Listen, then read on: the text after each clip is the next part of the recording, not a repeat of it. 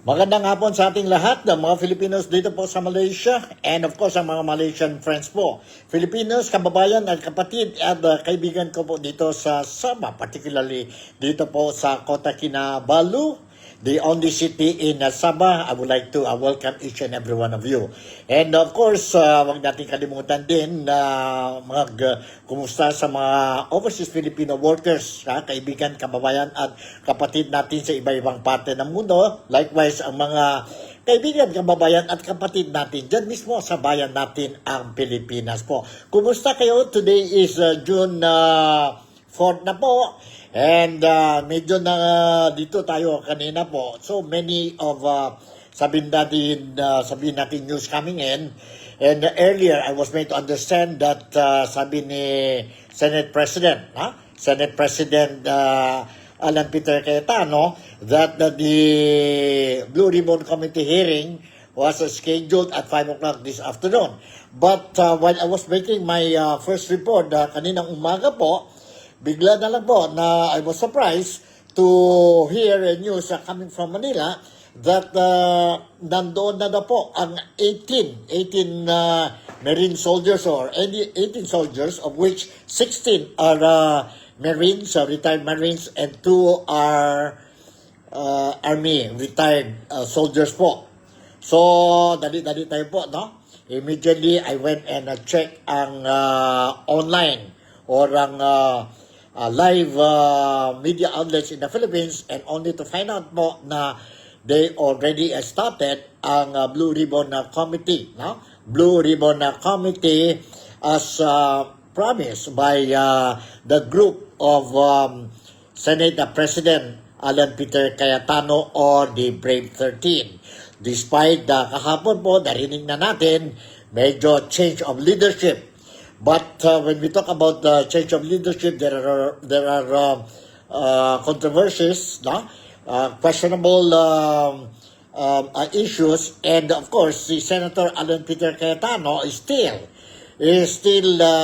claim that he is the rightful Senate President po until a new Senate President will be elected po by the majority of the Senate or 24 members, senators po.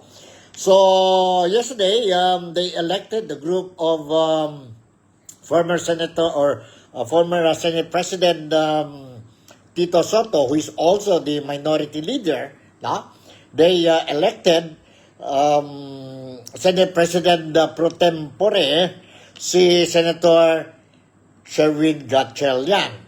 Upon or right after, surprisingly, Senator Chis Escudero appeared in the Senate Hall yesterday. No? Yesterday po, which, whether we like it or not, it paved the way for the maneuvering or election of a pro tempore Senate President, and that is Will Gatchalian or Sherwin Gatchalian po. No? Sherwin Gatchalian. And then we still, medyo ano pa itong issue, no? But what is very important now is that natuloy po ang Blue Ribbon Committee investigation spearheaded by the group of Senate President Alan Peter Cayetano this morning, and it concluded or it was suspended after 4 hours of the hearing po, no? And the only resource person they have was the 18 soldiers po. The 18 soldiers. And notably, we noticed that although he was invited, si former House of Representatives Speaker or Speaker of the House of Representatives, Martin Romualdez, did not appear, and other sabihin natin, resource person po, invited guests.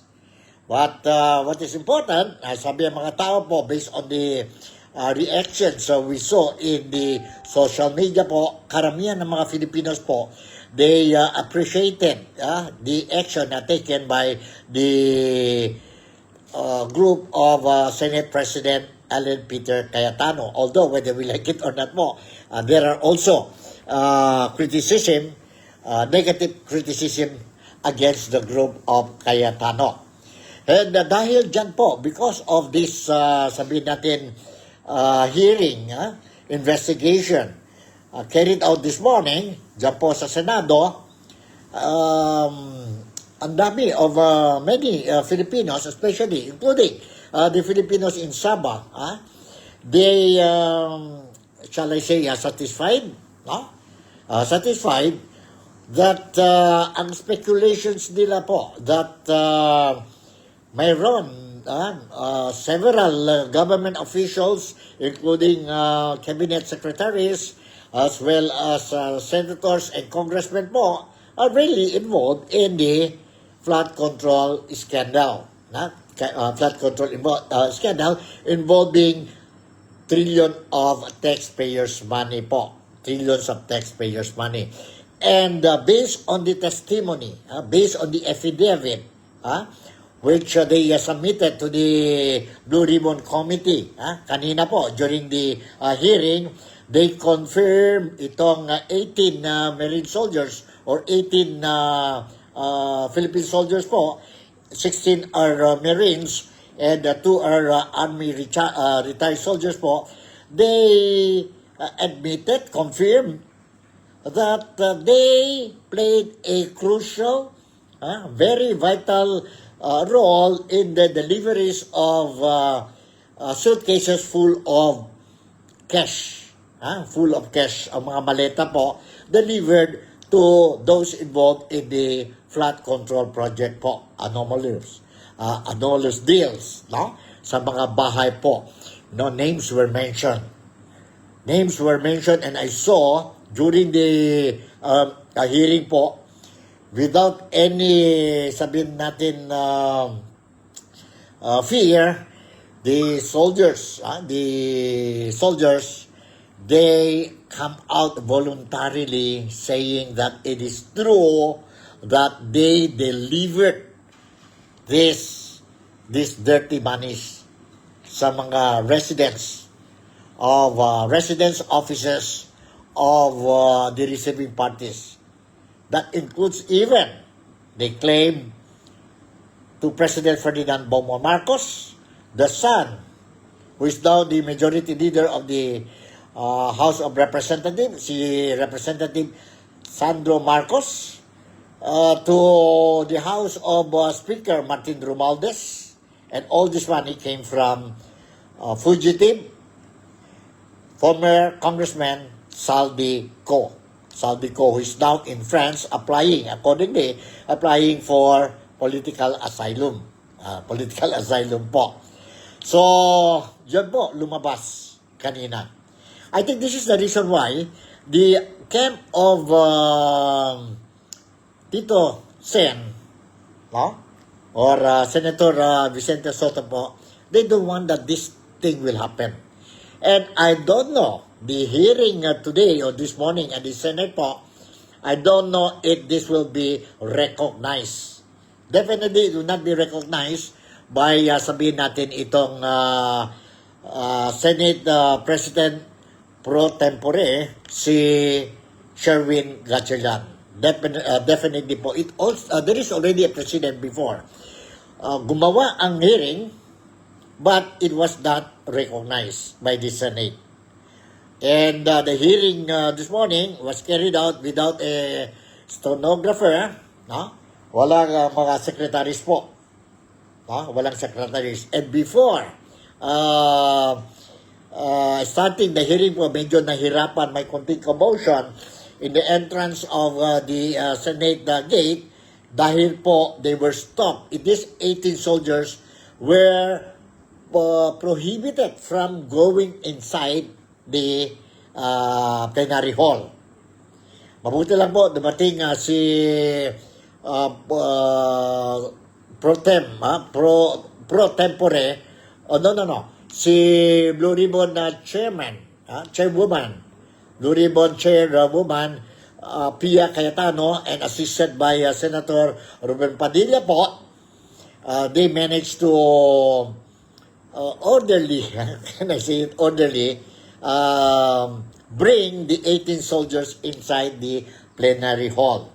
Kasi nandoon din po ang secretary, CIDG Secretary John John Vic Remulla, who tried to stop the 18 soldiers from coming into the plenary session. But he failed, and it is for this reason na natuloy po ang hearing. And during that hearing po, grabe po ang revelations ng mga soldiers po, no?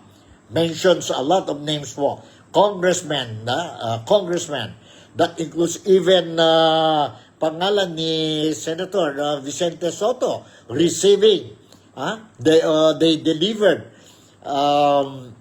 maletas or suitcases full of cash to minority leader and the former Senate President Vicente Soto. Ang dami po mga pangalan. That includes also even some congressmen. Yun mga maingay ngayon mga congressmen during the impeachment hearing of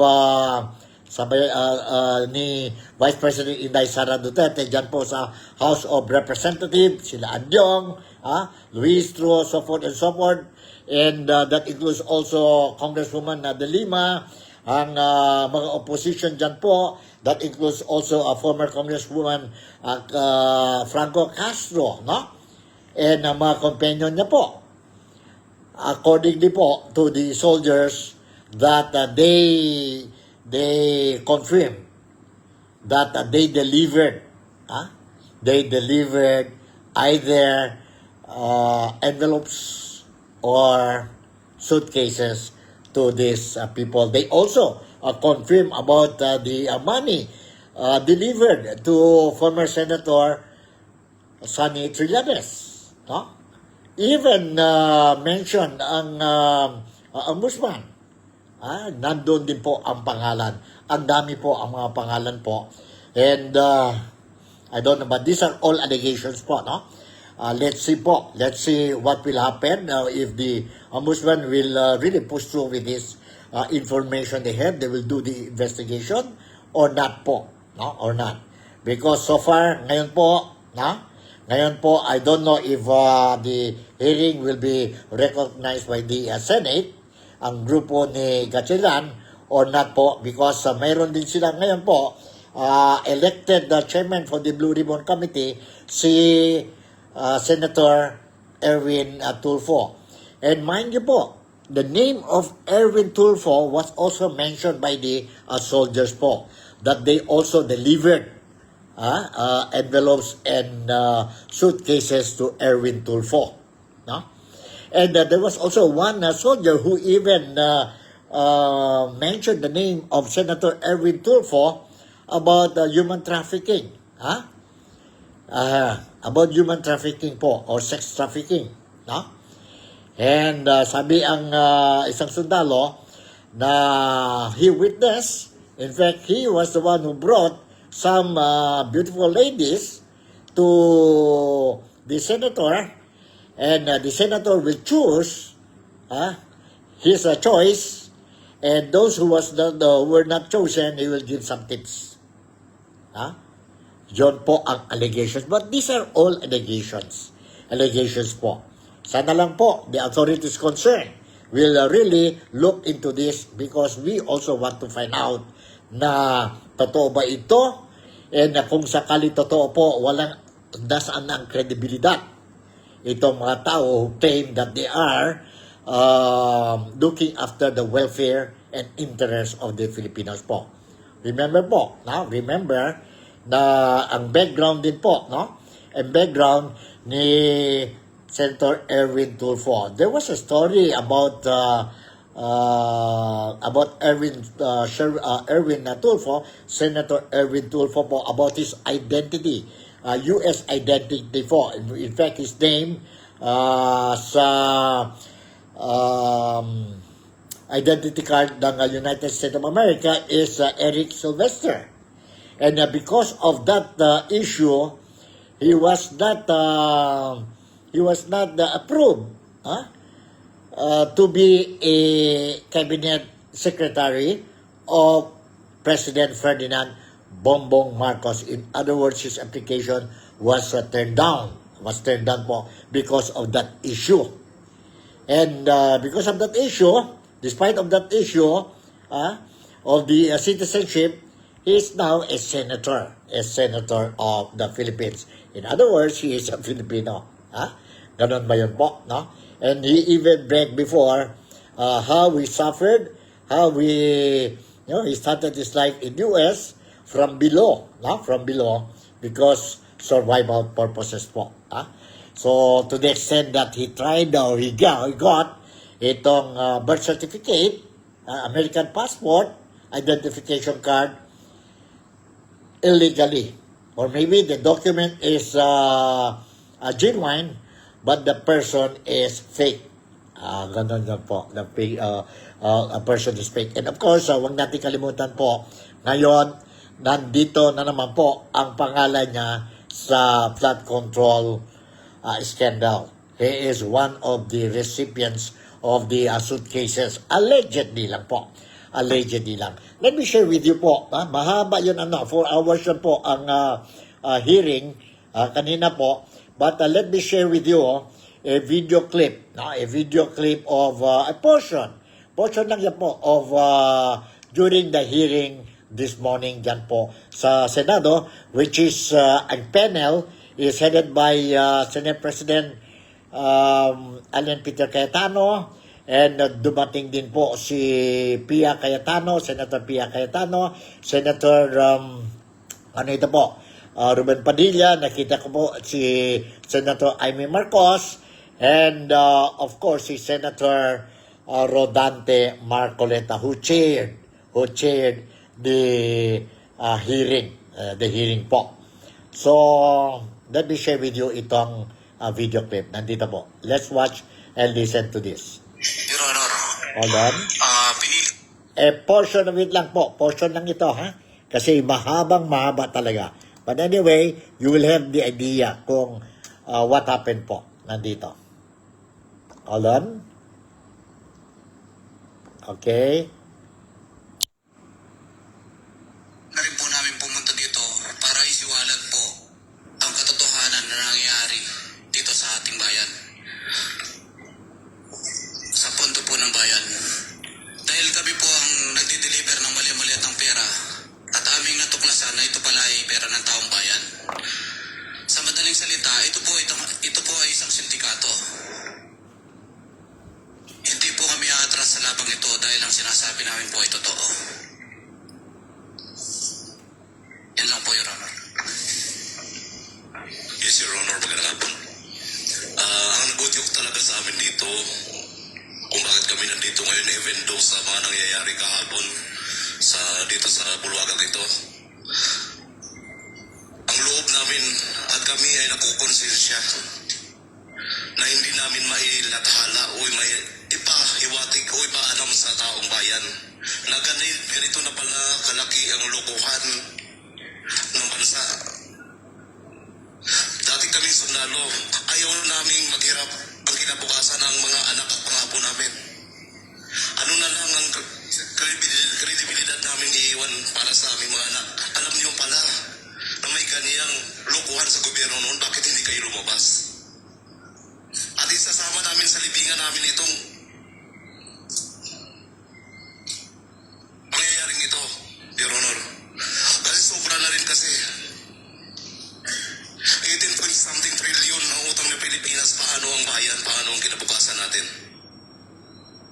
Itong kasamaan ko nandito, nagdesisyon kami kahapon na kahit anumang mangyari, na kahit saan man tayo pupulutin, kulungan, o anumang paggagamit ng gobyerno laban sa atin, itutuloy natin to, laban natin to para sa bansa at para sa kaiunlad ng bansang Pilipinas. Maraming salamat po. Meron po kayong nakikita ang isang private jet. Ayan po, naka-flash. Hello sir. I'm Marine. Bakit po nakasama itong private jet na yan? Ito sa inyong salaysay. Hello sir, I'm Rene Boy Julian. Sir, ako po yung nasa picture. At nagdala po kami dyan ng, ng 48 malita galing sa Valle Verde to Matsi Hangar.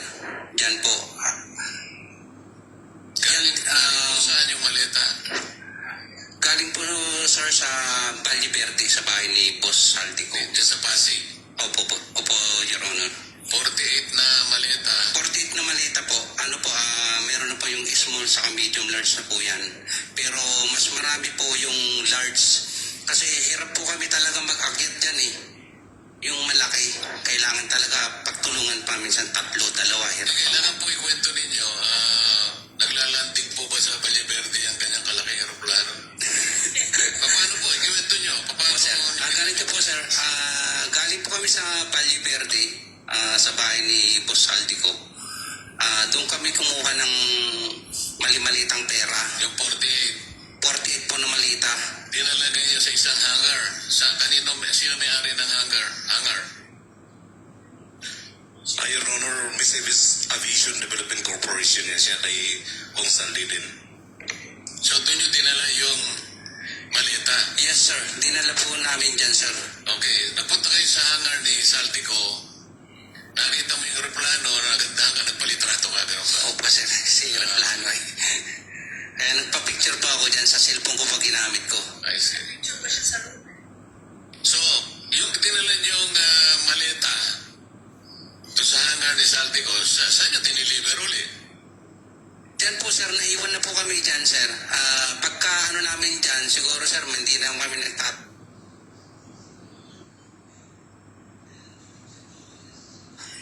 Sino ang nariyan sa picture? O sino kumuha ng picture? Kaninong picture po yan? May nakakaalala ba dyan? May kasama yan on the same page? Maki-flash na rin. Baka sakali mas kabisado nila yung isa. Yes? Your Honor, yung picture po na yan ay ibinigay ng isang empleyado rin ni Ginoong Saltico na wala dito sa 18. So, ibig mo sabihin, yung binanggit mo 19 na meron pa talagang ibang magsasalita, ito yung mga ambag nila. Opo, pero sila, alam din po nila ito dahil Okay. lumabas ito sa chat group nila. Alright. Pero yung actual po na kumuha ng picture, wala po sa 18. Ito, RPC 811, kinuha na rin ninyo to? O naibigay lang? Anybody knows anything about this picture? Your Honor, nakunan din po ng isa kasama namin pero hindi kasama dito. Okay. Pero na-post sa chat group niya. Yes, sir. Ano ulit yung purpose sa pag-post sa chat group niyo? Para alam na dumating doon? Yes, po. Sa chat group, kanino kayo nagre-report? Sa officer in charge namin na Luz Ini, kung saan din na PNP na active pa. Active na PNP? Yes, sir. Okay. May mga picture pa, ito naman sa loob ng bahay. Kaninong bahay ito? Asan na? Yung sumunod na pictures, nasa loob ng bahay. Ayan. Ayan, sumunod. Napakaraing malesa. Kaninong bahay yan? Kung maalala ninyo? O kung sino nag-deliver dyan? O. Your Honor, good afternoon po. Ako po si George Villalon. Video po yan, ma'am, sa bahay po ni Martin Romualdez po sa 42 po, McKinley. Ito yung bahay sa McKinley, di ba? Saan to? Sa Salas? O saan? Yes po, ma'am, sa sala po. Sa sala, oo. Mukhang ang pamilyar, opo. Kailan ito? May video po yan, ma'am. May video siyang kasama. Yes po. Kasama ko po si John Paul Si John Paul, Estrada po. yung tao ni Kong Salvi. Po. Yes po. Oo. So, ilan ang maleta? Ito ba yung napakaraming maletang pinatid ninyo? Pinakamababang malita pa po yan, ma'am. Ito ang pinakakonti. Yes po. Ilan ito? Nasa 20 po. Nasa 20 po. 20? Yes po. Okay. Kailan? Maalala mo? November 21, 2023 po. 2023. Yes po. Okay. So, smallest delivery yan, kung tutuusin. Yes po, ma'am. Okay. May mga picture pa? Ito hindi naman yata sa bahay, mukhang airport. Saan to? Yung sumunod. Ayun. Ayun sa kaliwa. Saan yan? Sa ano po yan, ma'am? Sa basement 3, Horizon House. Basement 3?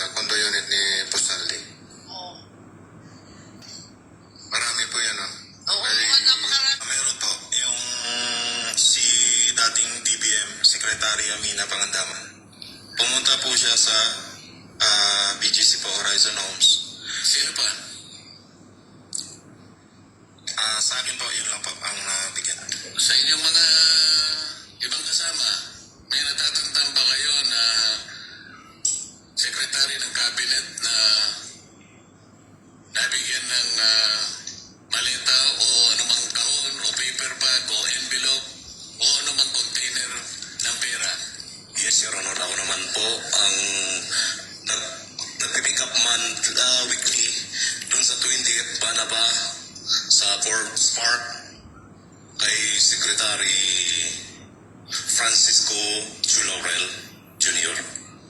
Kasama ko po yung si Top Orly Gotesa, si PR Joey Guzman, tapos dinadala namin sa bahay ni Joey de Guzman din po. Our media niya si Joey de Guzman, sir. At pagkatapos kong mag-duty doon, sir, kasi nalipat ako sa ibang assignment sa asawa ni boss, kung saldi ko, kay Ma'am Maylin Arco. Ang pumalit sa akin naman si Taverdo, which is the same activity pa rin, sir. Kumukuha pa rin sila ng paper bag doon every week. Tapos dadalhin sa bahay ni Joey de Guzman para sa media po. So, ang binibigyan ninyo ay Alright. Nakita natin po, without fear and hesitation, impromptu po, they answer ang mga questions shoot to them by ang mga senadors natin po. That includes Senator Rodante Marcoleta po, no? Ang dami mga pangalan mentioned, no? A lot of names mentioned both sa Senado as well as dyan po sa Congress or sa House of Representatives, including names of cabinet ministers, government officials po, and former senators like si Lila de Lima, no? And former congressman sila Castro, no? Raul Manuel, no? Ang dami po mention, no? Yon mga maingay dyan po sa Kongreso against si Inday Sara Duterte po sa impeachment, only to find out na ang mga pangalan nila po were revealed by the soldiers po that they delivered itong mga suitcases or maleta full of money, full of cash. And that is the allegation made by the soldiers. So nakita na natin po kung paano grabe po ang pera stolen from the taong bayan o sa mga taxpayers money po. And what kind of public service mayroon tayo po? Malaking question mark. And darating na din po ang mga ulan, typhoon po. And the moment we will experience another super typhoon siguro po, sana touch wood lang po, sana it will not happen, then it will remind us of the trillions of pesos stolen from the taxpayers, Filipino taxpayers po. And masakit yun po, masakit. That's why, this is the reason why we really want, ang mga Filipinos po, that includes mga Filipinos in Malaysia po, we really want to know the truth, Although I just received a message coming from one of the Filipinos here po, who is watching itong programa natin ngayon po, they were saying, okay lang daw po, okay lang if the group of Senate President pro tempore will not recognize itong hearing ngayon po, this morning hanggang early this afternoon po. Okay lang daw yun po. What is very important for the Filipinos dito sa Malaysia is that narinig natin po na may base, may basis, confirm na they delivered dirty monies to these politicians po, to these unscrupulous, greedy politicians natin, government officials po. Government officials that also include ang private sector, mga engineers, as well as ang mga cabinet. Not all, some cabinet secretaries po and undersecretaries po. So in other words po, this is sabihin natin parang syndicated crime ito po, syndicated crime. We don't know what will happen. Paano po? But what the Filipinos are saying, at least now, we heard ang boses, the claims of the 18 Marine soldiers po. 18 Marine soldiers, of which during the time of the former leadership ng Senado, si former Senate President Vicente Soto, as well as the former chairman of the Blue Ribbon Committee po, they did not allow or they did not invited this 18 Marine soldiers or 18 soldiers po, retired soldiers who became the escorts of hired by Saldico to be his escort personnel, no? And this, we heard ang nila po, ang allegations nila po. And if I'm not mistaken, based on social media posting I saw this morning and this afternoon, na karamihan ng mga Filipinos, they believe that there is truth on the revelation of these soldiers po. Sino-sino ba yung mga soldiers? Ha? Sino-sino ba yung mga sundalo po? Mayroon yata dito, no? I will try to see if I can share with you itong video clip. Tingnan natin kung mayroon ba tayo dito. Aha. Ito po, mga sundalo po. Ito po ang mga sundalo. Hold on, ha? Let's see if I can share with you this. Okay, ito po ang mga sundalo. Alright. Siguro I have to remove ang sound.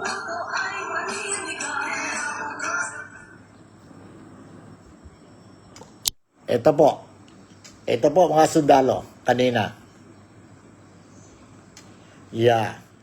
They, without fear and hesitation, they openly confirm what they say or mention in their individual affidavits. Ito na po. Nakita natin si Senate President Cayetano as well as si Senator Rodante Marcoleta, who is chairing the Blue Ribbon Subcommittee po. Kanina po. They are going out after the hearing.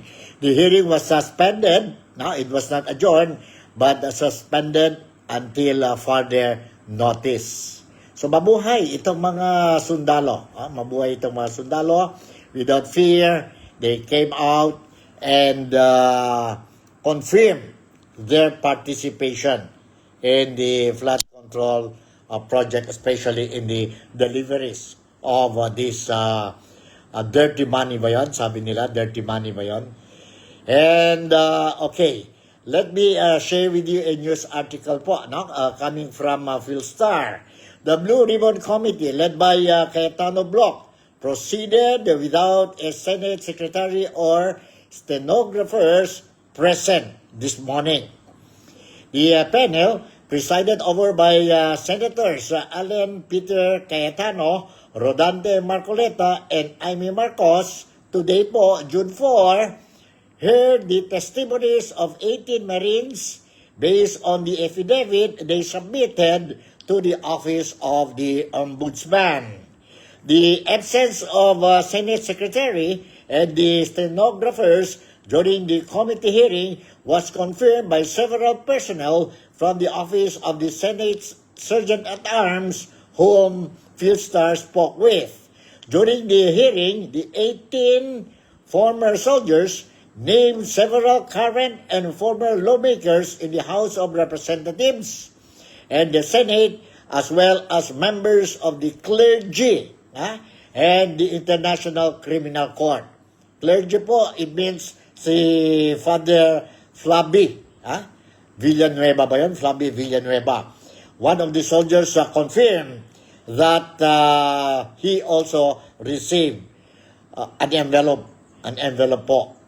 The hearing took place after earlier tensions arose when Senate Secretary or Senate Security personnel and Interior Secretary John Vic Remulla tried to block the former soldiers from entering the Senate. They tried to block po sila Secretary John Vic Remulla. The former soldiers were only able to enter the Senate premises with the assistance of Senate Senator Pia Cayetano and Senator Ruben Padilla. Senate President pro tempore Sherwin Gatchalian earlier said that the Blue Ribbon Committee, which is chaired by Senator Erwin Tulfo, whose name was also mentioned by the soldiers for receiving the deliveries of suitcases. Although this is allegation po, Tulfo would push through on Monday. Sabi ni Tulfo sa Monday pa daw po. But the latest I saw, ang news po this morning is that postponed sa June 8, June 8 po, Monday, and it is indefinite until further notice po. Bakit po? I don't know. Resource persons, hindi pwedeng makapasok dahil walang hearing. So that's part of our protocol, sabi ni Gatchalian. In other words, in English, sabi niya po si Gatchalian, resource persons cannot enter because there is no hearing today. So that's part of our protocol. According to the rules of the Senate, under Section 7B, the Senate Secretary is mandated to attend sessions of the Senate. Although there is no express provision requiring the Senate Secretary to attend committee hearings, the rules of the Senate state that the Secretary shall keep a record and a journal of the proceedings and certify them himself. While stenographers are not explicitly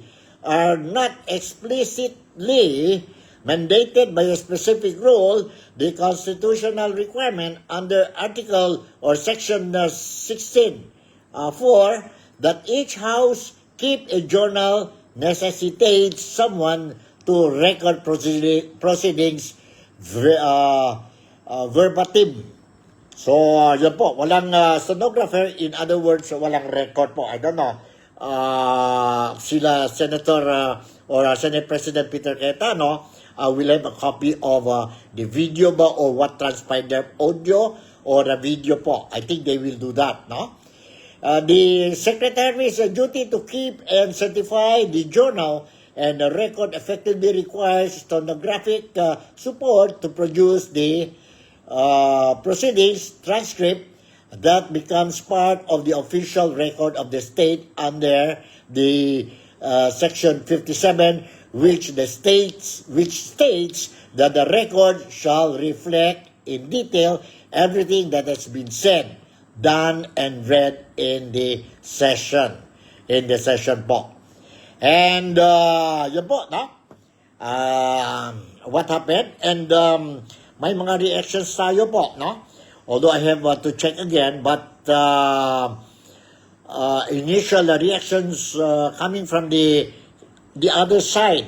Other side po, it means sa so-called new majority now, ang grupo ni Senator Tito Sen or Vicente Sota po, Tito Sen himself denied the allegation made by the soldiers during the hearing this morning. And equally, same thing po, si Senator Erwin Tulfo also denied the claims of the soldiers po. They denied everything. They denied everything. They say it's not true po. But if you look at it, what do the soldiers gain if they will invent stories po? Sa ngayon po, medyo mahirap ng buhay nila. Hindi lang ang buhay nila po, but also their family members because of their braveness to come forward and reveal what they know. What will they gain? In fact, they will gain nothing. In fact, they will only gain more problems po for revealing what they know. So, ganon yun po. Ganon yun po. But according to the soldiers, they are doing this because they are soldiers. They are doing this because all for the love of the country, and they are doing this because of their children and children's to come. Maganda din yan po, arason nila po.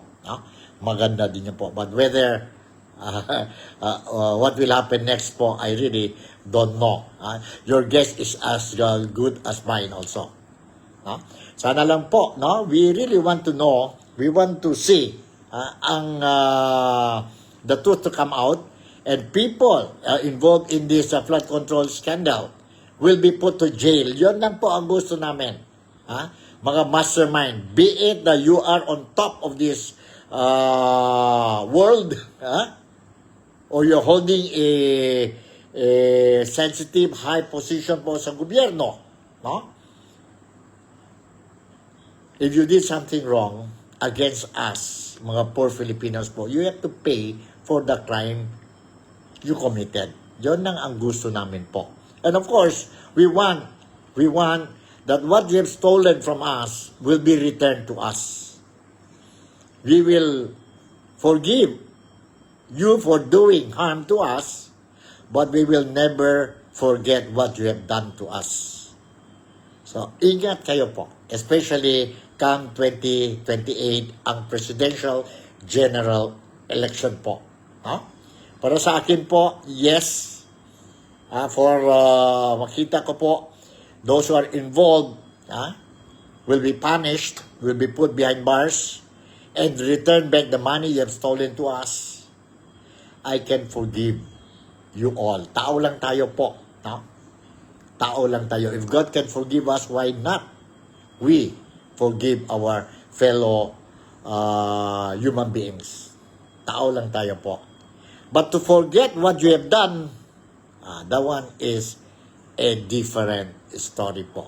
A different story. So, sa palagay ninyo, what do you think? What do you think po?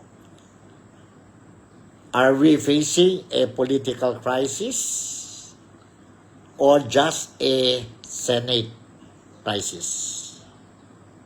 Now we have two leaders in the Senate.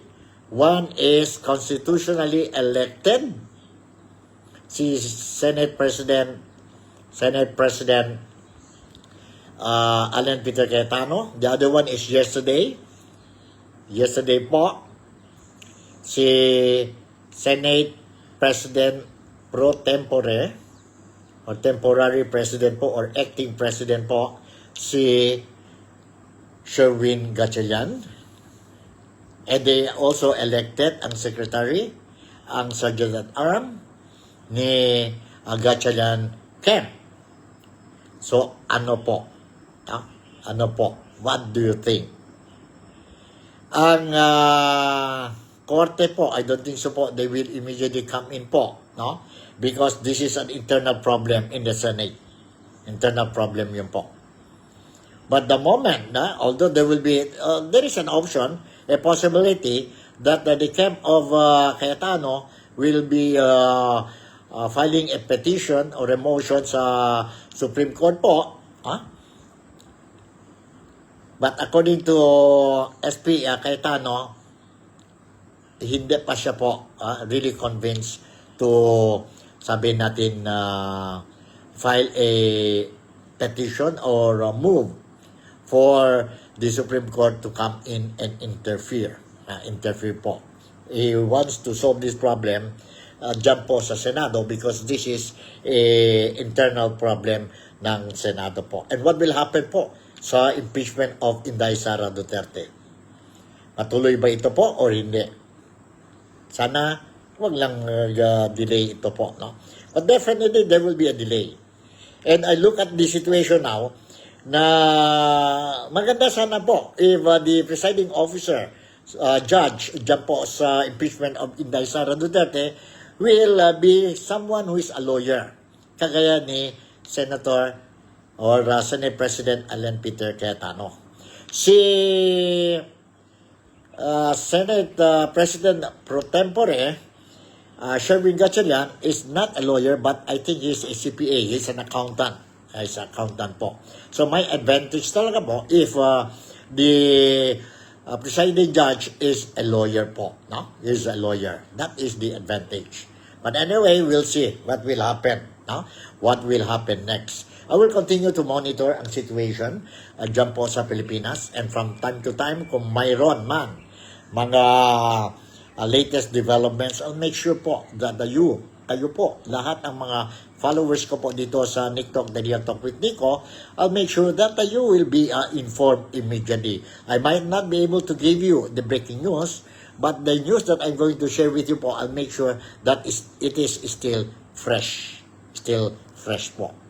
So siguro hanggang dito na lang muna ang programa natin, Nico, The Real Talk with Nico, on a Thursday afternoon po. Today is June 4 na po, and tomorrow is Friday. Tomorrow is Friday. So relax lang tayo. And once again, I would like to say thank you very much for making me a part of your day today. Hidup Malaysia! Sababole, mabuhay ang Pilipinas! God, please help all of us. Bye, and I'll see you in my next episode. I love you all.